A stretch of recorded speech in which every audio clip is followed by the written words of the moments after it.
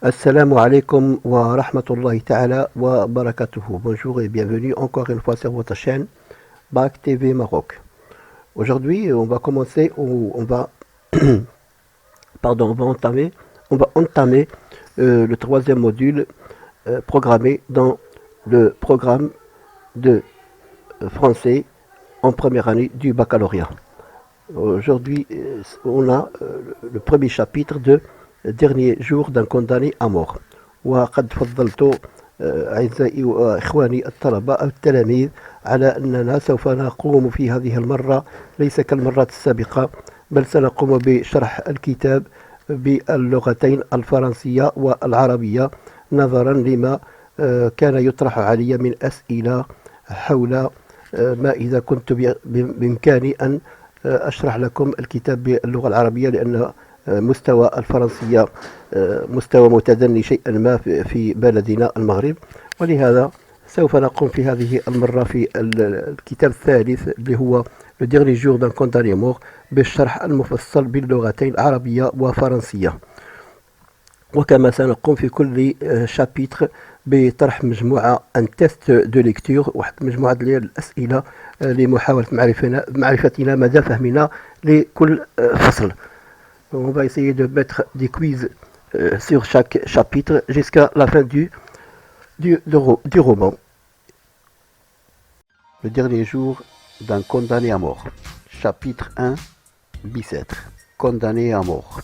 Voilà 5 semaines que j'habite avec cette pensée, toujours seul avec elle, toujours glacé de sa présence, toujours courbé sous son poids. سجن بيساتر محكوم عليه بالإعدام. يقول هنا الكاتب أو الراوي أنه قد مضت عليه 5 أسابيع وهو يقيم وحده مع هذه الفكرة التي هي فكرة الموت، لأنه ينتظر أن ينفذ فيه حكم الإعدام. يقيم وحده دائما وهو يوجد حاليا متجمدا رهبة وخوفا وهلعا من وجودها معه في كل حين وفي كل وقت، ويرزح تحت وطأتها على الدوام. Autrefois, car il me semble qu'il y a plutôt des années que des semaines, j'étais un homme comme un autre homme. Chaque jour, chaque heure, chaque minute avait son idée. Mon esprit, jeune et riche, était plein de fantaisie. هنا الراوي أو الكاتب أو le narrateur essaye de nous raconter que قديما كان رجلا كأي رجل آخر، ويقول قديما لأن هذه الأسابيع 5 التي مضت تبدو له كأنها ظهر طويل، وكان لديه في كل يوم فكرة، بل وفي كل ساعة وفي كل دقيقة فكرة، وكانت نفسه الغنية الشابة حافلة بالنزوات والتصورات.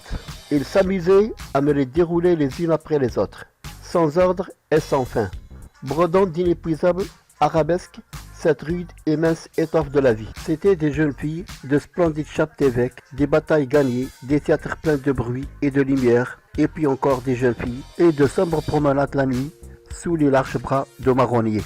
C'était toujours fait dans mon imagination. Je pouvais penser à ce que je voulais. J'étais libre.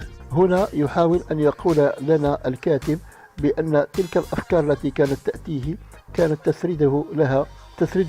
تسردها له ذاكرته، كل واحدة على حدة، الواحدة بعد الأخرى بلا ترتيب وبلا نهاية، وهي تطرز بذلك كأنها تطرز نقوشا التي لا تنتهي من هذا القماش الرفيع المتين الذي تنسجه الحياة.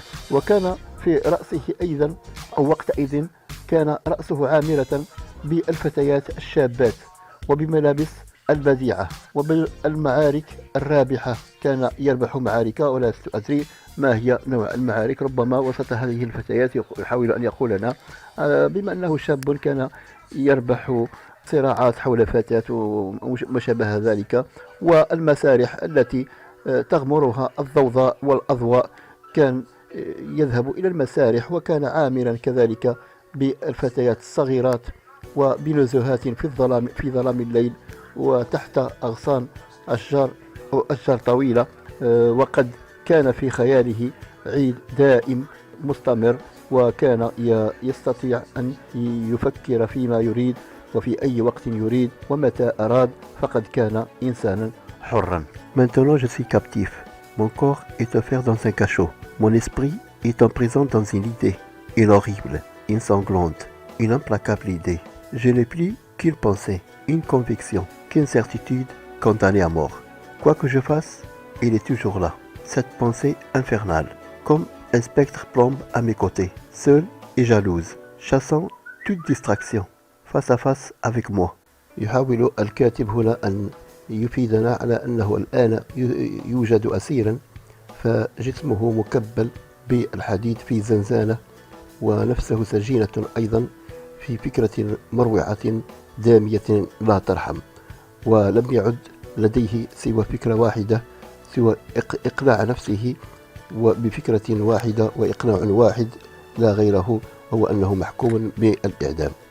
ومهما فعل فإن هذه الفكرة الرهيبة تبقى هنا دائما إلى جواره، وكأنها شبح جهنمي من الرصاص يقف غيورا بمفرده أمام أنه هو البائس، ويقول عنه على نفسه أنه بائس، ويواجهه وجهها وجها لوجه، يطرد عنه وهي تطرد عنه كل تسلية، وتهزه هزا عنيفا بيدين في مثل برودة الثلج. كلما أراد أراد هو أن يدير رأسه عنها أو أن يغمض عينيه. يدير رأسه عنها هنا يعني أن ينساها، فهي تذكره وتهزه وتضيره إليه وتقول له أنت محكوم عليك بالإعدام. إن هذه الفكرة المفزعة تتسلل بكل الطرق إليه في الوقت الذي يريد أو تريد نفسه فيه أن تهرب منها، وتمتزج به كنغمة رهيبة بكل الألفاظ التي توجه إليه، وتلتصق به كلما حاول أن ينساه. Et me secouant des deux mains de glace quand je veux détourner la tête ou fermer les yeux. Il se glisse sous toutes les formes où mon esprit voudrait la fuir. Et me secouant des deux mains de glace quand je veux détourner la tête ou fermer les yeux. Et se glisse sous toutes les formes où mon esprit voudrait la fuir. Se mêle comme un refrain horrible à toutes les paroles qu'on m'adresse. Se colle avec moi aux grilles hideuses de mon cachot, obsède éveillé, épie mon sommeil convulsif et reparaît dans mes rêves sous la forme d'un couteau. Je sais que vous avez remarqué ici une grille hideuse. Vous n'avez pas compris le mot hideuse, c'est-à-dire c'était laideur repoussante, ou moralement on dit ignoble ou affreux ou quelque chose d'horrible. Hideux, c'est quelque chose qu'on n'aime pas de toute façon, quelque chose d'horrible. Mais pour le mot cachot, pardon, mais pour le mot cachot en arabe on le dit souvent au zinzana ou cachot. Et m'obsède ou obsédé, c'est yaskononi, يسكنه quelqu'un qui est c'est-à-dire شي واحد مسكون بالجنون نقول له il est obsédé par les démons, obsédé par les démons, et lui il est obsédé par zinzana diallo, par son cachot, et il reste éveillé, toujours éveillé. Pour le mot épi, c'est la partie terminale d'une tige, d'une mèche de cheveux par exemple, voilà.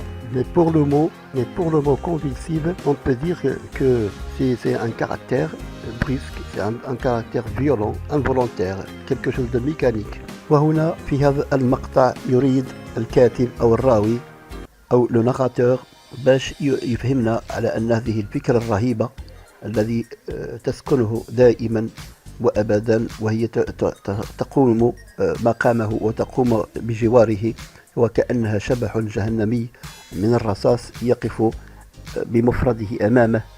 هو البائس، يصف نفسه بأنه بائس، وحقيقة فهو بائس لأنه محكوم عليه بالإعدام. وهذه الفكرة تواجهه وجها لوجه، فتطرد عنه كل تسلية، يعني كلما أراد أن يسلي نفسه بشيء ما وهو يتذكر الموت، ويهزه هزا عنيفا بيدين في برودة الثلج. كلما أراد أن يدير رأسه أو أن يغمض عينيه إن الفكرة المفزعة تتسلل إليه بكل الطرق في الوقت الذي تريد فيه نفسه أن ترتاح أو أن تهرب منها، فهي تمتزج كنغمة رهيبة بكل الألفاظ التي توجه إليه وتلتصق به لصقا، وخاصة يراها في كل أسوار الزنزانة الكئيبة التي يسكنها وتطارده في يقظته وتتجسس عليه في منامه المضطرب، ثم تظهر مرة أخرى في أحلامه وفي صورة سكين أو خنجر. C'est pour ça qu'il le disait, l'écrivain, et reparaît dans mes rêves sous la forme d'un couteau. Je viens de m'éveiller en sursaut, suivi par elle en me disant « Ah, ce n'est qu'un rêve ». Eh bien, avant même que mes yeux lourds aient le temps de s'entrouvrir assez, voir cette fatale pensée écrite dans l'horrible réalité qui m'entoure. Sur la dalle mouillée et sillante de ma cellule, dans les rayons pâles de ma lampe de nuit, dans la trempe grossière de la toile de mes vêtements, sur la sombre figure des soldats de garde dont la giberne relie à travers la grille du cachot. Il me semble déjà une voix murmurée à mon oreille, condamnée à mort. وبالنسبة للشرح باللغة العربية يمكننا أن نقول على أن في هذا المقطع يقول لنا الكاتب على أنه استيقظ الآن مفزعا بسببها، وكان يقول في نفسه إنه ليس إلا حلما، لأن هذا كله يعيشه ليس حقيقة بل أنه حلم، لأنه يتمنى أن يكون حلما ولن يكون حقيقة. حسنا، فحتى قبل أن تجد عيناه الثقيلتان متسعا من الوقت كي تتفتح تماما لترى هذه الفكرة المحتومة مكتوبة في هذا الواقع المروع الذي يحيط به على بلاط زنزانته الرطب المبلل، وفي ضوء مصباحه الليلي الخافت، وفي نسيج ردائه الخشن الرديء، وعلى وجه الحارس المظلم، وفي وجه الحارس المظلم تلمع من خلال القضبان الحديدية. وحتى قبل أن تجد عيناه الثقيلتان متسعا من الوقت لترى كل ذلك، فقد بدأ له صوتا يهمس في أذنه ويقول له أنت محكوم عليك بالإعدام. Et voilà, c'est comme ça qu'on a fini le premier chapitre du dernier jour d'un condamné à mort de Victor Hugo. Maintenant, il ne reste qu'à faire un petit résumé de ce chapitre. Premier chapitre, résumé. Depuis 5 semaines, un jeune prisonnier vit constamment avec l'idée de la mort. Il est doublement enfermé. Physiquement, il est captif dans une cellule à Bicêtre. Moralement, il est prisonnier d'une seule idée, condamné à mort, et se trouve dans l'impossibilité de penser à autre chose. Et voilà, wassalamu alaikum wa rahmatullahi ta'ala wa barakatuhu. Il ne reste qu'une chose à vous souhaiter, c'est la bonne chance durant les examens régionaux, et aussi si vous en avez des remarques à nous faire, n'hésitez pas à nous poser des questions ou à nous faire des remarques dans les commentaires. Merci et à bientôt.